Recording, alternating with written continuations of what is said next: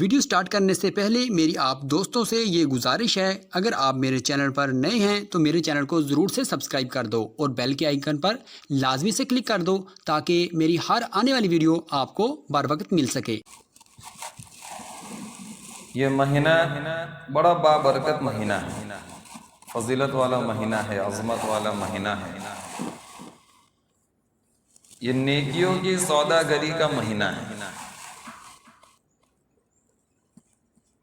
اس ماہ مبارک کے اندر میں نیکیوں کا بھاؤ بڑھا دیا جاتا ہے۔ حدیث شریف کا خلاصہ ہے، نفل کا ثواب فرض کے برابر دیا جاتا ہے۔ اگر کوئی نفل نماز پڑھے تو اس کو کتنا ثواب دیا جائے گا؟ جیسے فرض نماز پڑھنے کا ثواب ہوتا ہے، ایسا ثواب نفل نماز پڑھنے کے سلسلے میں دیا جاتا ہے۔ اور اگر فرض نماز پڑھیں گے تو اس کا ثواب 70 یعنی 70 فرضوں کے برابر دیا جائے گا۔ یہ تو نماز کی تو ایک مثال ہے۔ ہر فرض عمل، ہر فرض عبادت کے سلسلے میں اور ہر نفل عبادت کے سلسلے میں، مثلا زکوٰۃ ایک ہوتی ہے فرض اور ایک ہوتی ہے نفل۔ نفل کیا؟ جس کو ہم صدقہ کہتے ہیں، بھائی کوئی مانگنے والا آ گیا، ہم نے 2 روپے 5 روپے صدقہ دے دیے تو یہ نفل ہوتا ہے۔ اور ایک ہوتا ہے فرض صدقہ جس کو ہم کہتے ہیں زکوٰۃ۔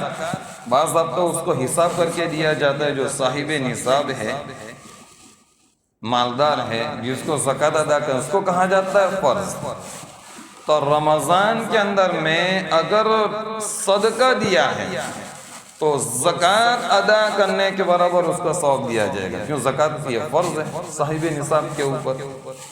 اور صاحب نصاب اگر زکوٰۃ ادا کر رہا ہے تو 70 مرتبہ زکوٰۃ ادا کرنے کا ثواب اس کو دیا جاتا ہے۔ تو یہ مثال کے طور پر سمجھا رہا ہوں کہ اس مہینے کے اندر میں اعمال کی قیمت بڑھا دی جاتی ہے۔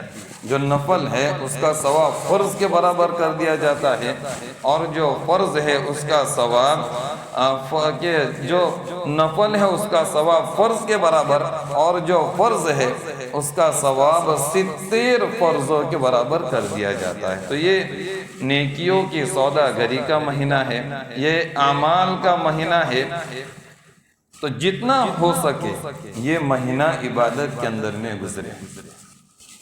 یوں لکھا ہے کتابوں کے اندر میں کہ جب رمضان کا مہینہ شروع ہوتا ہے تو آسمان کے سارے دروازے کھول دیے جاتے ہیں، اور اخیر رمضان تک، اگر 29 رمضان ہو یا 30 رمضان ہو، وہاں تک آسمان کے سارے دروازے کھلے رہتے ہیں۔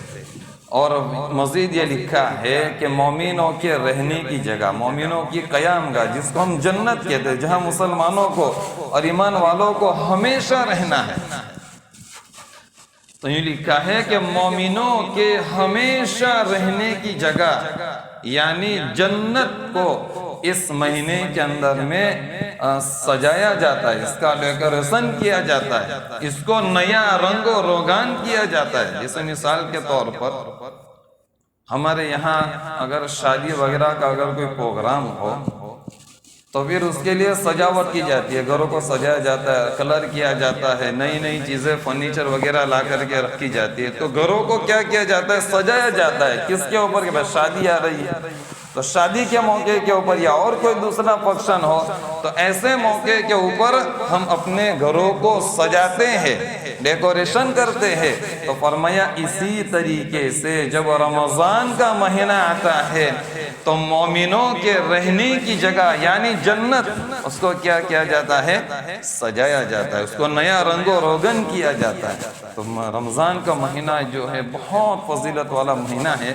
یوں لکھا ہے کہ جو اس مہینے کے اندر میں جس نے اس مہینے کو عبادت کے ساتھ گزارا اور عبادت بھی سنت طریقے کے اوپر کی، سنتوں کو زندہ کیا، عبادتوں کو زندہ کیا، قرآن کریم کی تلاوت کی، اس مہینے کے روزے رکھے، اس مہینے کی تراویح پڑھی، تو یوں لکھا ہے کہ اس کے نکاح کے اندر میں 100 حوریں دی جائے گی۔ جنت کے اندر میں کتنی حور اس کے نکاح میں دی جائے گی؟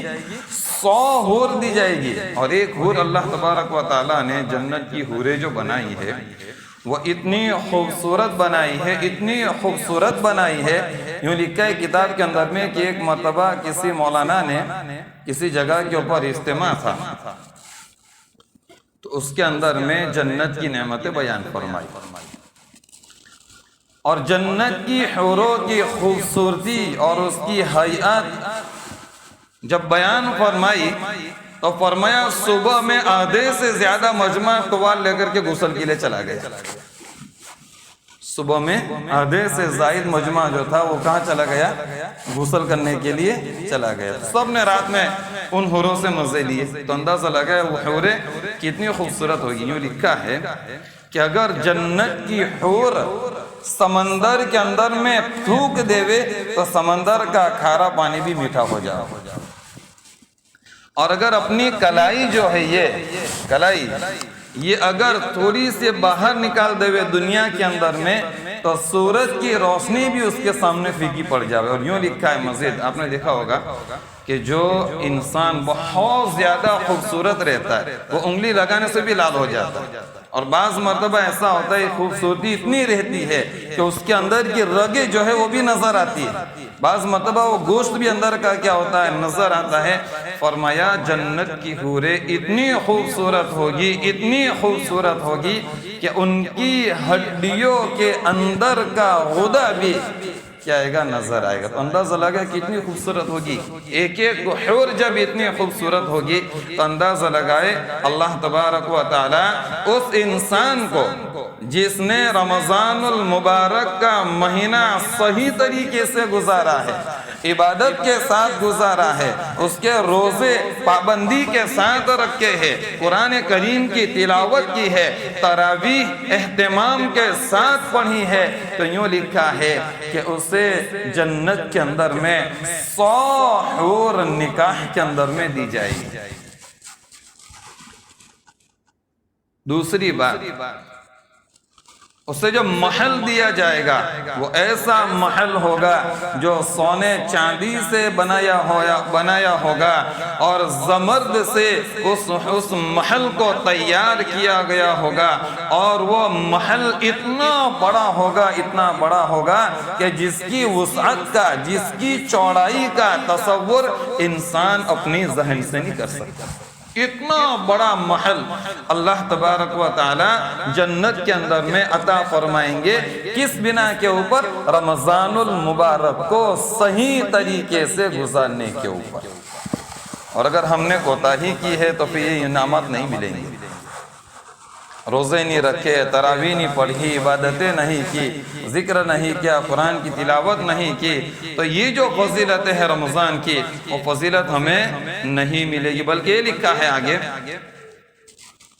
کہ رمضان کے اندر میں اگر کوئی عبادت کرتا ہے تو ہر سجدے کے بدلے میں 1600 نیکیاں اس کو عطا کی جائے گی. ہر ایک سجدے کے بدلے میں کتنی؟ 1600 نیکیاں، 1600 نیکیاں اس کو ایک سجدے کے بدلے میں دی جائے گی. اگر کوئی انسان تراویح پڑھے پابندی کے ساتھ تو اندازہ لگائے 20 رکعت کے اندر میں 40 سجدے ہوں گے. صرف تراویح کی بات کرتے ابھی تو ایک دن کے اندر میں 40 سجدے ہوئے. 1600 کو 40 سے کیا کر دو؟ گنا کر دو. اندازہ لگاؤ کتنا ثواب ملے گا. پھر اگر مہینہ 29 کا ہے 30 کا ہے تو اس اعتبار سے اس کا حساب لگایا جاوے. اور مزید اللہ تبارک و تعالیٰ نے قرآن کریم کے اندر میں ارشاد فرمایا من جاء بالحسنۃ فلہ عشر امثالها، جو ایک نیکی لے کر کے آئے گا ہم اسے 10 گنا زیادہ کر کے دیں گے. اور اندازہ لگاؤ، حساب لگاؤ 30 دن کی تراویح کے سجدوں کی نیکیوں کا تو کتنا بڑا ثواب کا ذخیرہ ہمیں مل جائے گا. تو یہ تو عام دنوں کے سلسلے میں ہے من جاء بالحسنۃ فلہ عشر امثالها، اور رمضان کے سلسلے میں تو یہ بیان کیا گیا ہے ایک عمل کرو ہم 70 گنا زیادہ دیں گے. تو اب حساب لگاؤ صرف رمضان کے تراویح کے سجدوں کا اگر ہم حساب لگائے تو کتنی کروڑوں نیکیاں ہمارے نامہ اعمال کے اندر میں لکھ دی جائے گی. کتنی فضیلت والا مہینہ ہے، کتنی برکت والا مہینہ.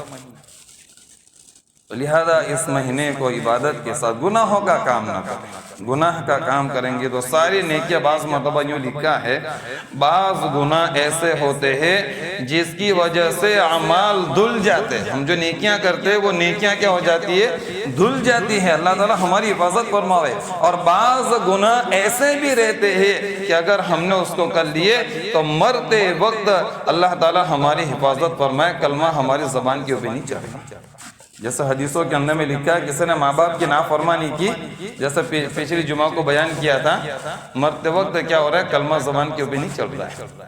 اسی طریقے سے ایک انسان کے بارے میں لکھا ہے کہ وہ لوگ ان کے مرنے کا وقت قریب ہے اور لوگ ان کو کلمہ تلقین کر رہے ہیں لیکن ان کی زبان کے اوپر کلمہ نہیں چڑھ رہا ہے.